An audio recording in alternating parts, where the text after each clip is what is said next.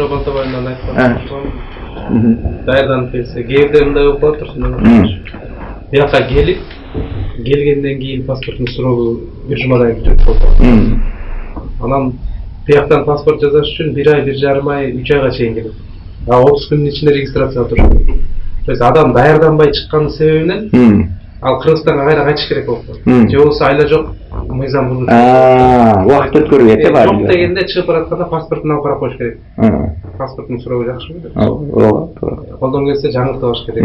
Паспорт алып алыш керек. Анан точно билиш керек, каяка барып иштейм.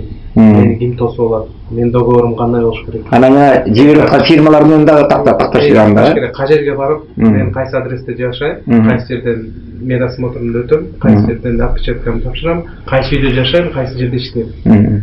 Хотя бы ошондой даярдап, Екатеринбургбу, интернетке кирсе шаар турат, адресин карап алсın, жерде иштейт экен, мына жерде иштейт экен, деген контактысы бар. Консулство номерлери бул. Толук маалыматты алыш керек. Беренче линиясы бул экен, если бирөөнүн түшүнбөй атса деп. Хотя бы мындай телефонда жазып алып, анан чыкса, келип анан бир айылдашы чакырат, же бир алыс бир тууганды чакырат. Айрыкча жаштар, жаш балдар, жаш кыздар айылдан түз эле чоң шаарларга кетип атышпайбы? Чоң проблемада келишет, эчтеке түшүнүшпөйт. Анан фальшивый бир документтерге илинишет. Анан ага акча беришет. Анан тияктан кармашат. Анан расход болот. Кредит алып келгендер бар. Авиабилетке кредит алып алып, мен ошо барып иштеп, анан төрөп берем деп карыз алып алып келгендер бар. Келет, бир ай иштеп айлыгын алар элек алаганга жок. Анан кайра удворение болуп калган. Мына айына 15-20 бала удворение болот. Екатеринбургдан эле.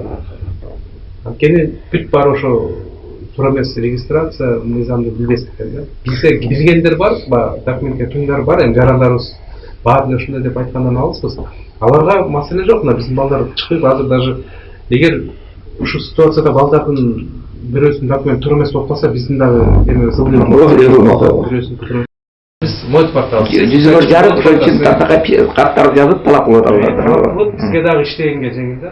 Көбүнчөсү бизге ошо мыйзам бузулуп калгандан кийин кайрылышат. Мыйзам бузулуп, уже соттун чечими чыккандан кийин бизге эмне жардам бере аласыңар, Гинкомсто эмне отурасыңар? Биз сот чечими чыгып калды, өзүңүз нарушить болсоңуз биз канча жардам беребиз? Эң жакшы.